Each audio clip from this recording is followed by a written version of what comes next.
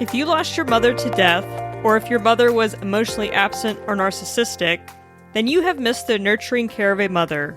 As we'll explore in this podcast, Nurturing Words, Voices of Experience, being a motherless daughter means being part of a club that no one wants to be in. The good news is while you are unique, you are not alone. What if we told you Motherless Daughters Ministry has 20 years worth of pearls of wisdom to help you on your mother loss journey?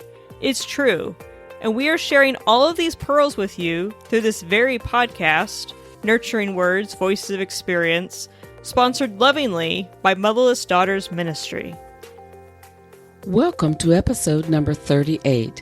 I am your host, Gladys Bell, and today, after a short announcement, we're going to share the personal story of a new voice of experience. For the next few episodes, we're revisiting some of the most popular podcasts from our first year while we review and retool our resources to serve you better.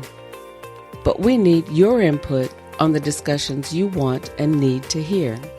Email us at motherlessdaughtersministry@gmail.com, message us on Facebook, or leave a voicemail message from the link on the homepage of our website, www.motherlessdaughtersministry.com. We want to hear from you.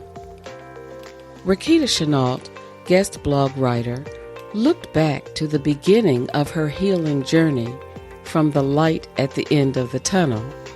Spend a few minutes with us as we share her story. It was going to be my first day of middle school. Although I was sad about the summer ending, I was so excited about going to my new school. As I grabbed my book bag and was about to head out the door, my mom told me not to forget about my chores. "Mom, I always remember." "How about have a great first day at your new school?" I said with frustration. "You'll be fine," my mom said. I opened the door and out I went. As I was walking down the rocky path towards the bus stop, my heart started racing. My hands were sweaty, and it was hard for me to breathe.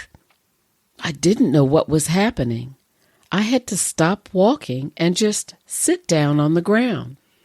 I somehow was able to eventually get up and start walking back to my house. Once I got to the front door, I raised my hand up to knock, but I could barely do it. I tried speaking loud enough so my mom could hear me, but I didn't have the strength to raise my voice. Somehow, my mom knew I was there, and she opened the door. "What are you doing here? Don't tell me you missed your bus," she asked. I ended up collapsing on her. "Mom, something is really wrong. I need to go to the doctor now." "You're just scared of going to a new school." "I don't have time to deal with this. I have to go to work. I'll give you a pass today for not going to school, but tomorrow, no excuses." "Mom, you're not listening to me." "No, you're not listening. I'll see you later," she said as she rushed out the door. Anxious thoughts were racing throughout my mind. Should I just call 911?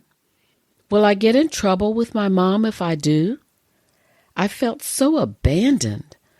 About 30 minutes later, I was starting to feel somewhat normal again. That experience was terrifying.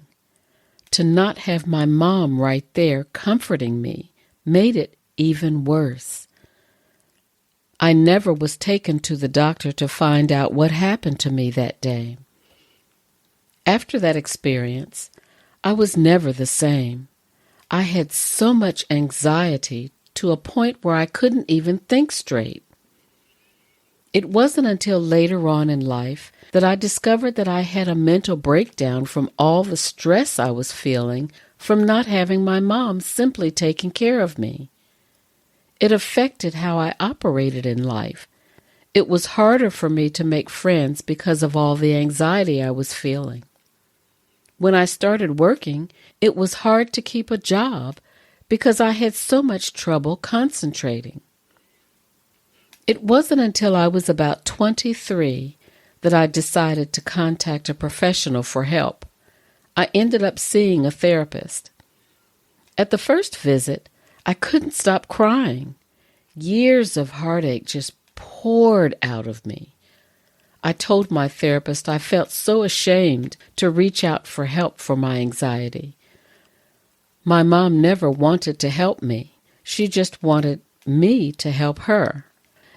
My therapist gently grabbed my hand and said, "You have suffered so much in your childhood, your teenage years, and now it's continuing into your adulthood. I'm here to help you heal. Don't feel ashamed. You're so brave. We will conquer this anxiety together," she said with a warm smile. At that moment, I had so much hope. After attending about 10 sessions, I noticed such a big difference in my anxiety. The therapy consisted of breathing exercises, being honest about my past, and effective ways to heal from it. I truly believe to this day my therapist was my guardian angel. My therapist helped me to learn to not be afraid of reaching out for help. My advice for you today is reach out for help when you need it. You don't have to do it alone. And know that you deserve to heal from the pain, to finally be free from it. Now we're going to take a moment and share with you something we are really excited about. Have you ever wondered why you keep forgiving the same thing or the same person over and over again? Do you question who, what, or even why you need to forgive? These questions and more arise on the journey to forgiveness. We're excited to announce that registration is open for the Motherless Daughters Ministry course, The Road to Forgiveness. Come join us in an environment we have created where it's safe to unpack and discover new parts of yourself you might miss walking alone. Registration is limited, so click the link in our show notes, the homepage of our website, or the Facebook page. Now, back to our discussion. Right in the middle of a challenging experience is too traumatic to see light on the pathway. The anatomy of crisis involves physical responses that disable some of our normal abilities. Fear, anger, and anxiety block our ability to hear things being said, tone down our voice, and blind us to solutions. Muscles tense up and may be fueled with adrenaline for action, or we may be in shock or paralyzed with fear, unable to physically respond. The tone, volume, and rate of our speech changes. Whatever the response, it comes at the hand of change. Rekita Chenault allowed us to walk in her shoes as she dealt with change as a young girl. Looking back from the light she may not have been able to see then, she reflected on the beginning of a concern that took her years to work through. But the key word is through. She did get through, and she is offering this word of encouragement that you can too.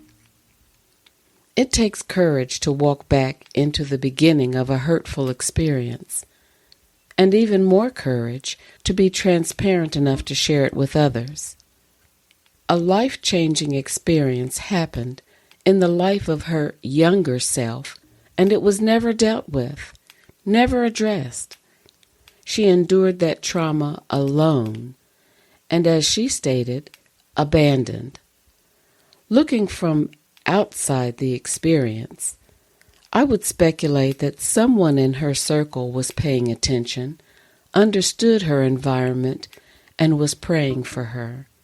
Amazingly, she began to feel better and moved forward without getting any visible comfort or help. This could have had a very different outcome. This is a message of hope and aligns with the mission of the Motherless Daughters Ministry to empower you to heal yourself and help others. When change stops us in our tracks, it can be hard to make a move in any direction. To be able to see the light at the end of the tunnel gets your attention to the possibility of movement.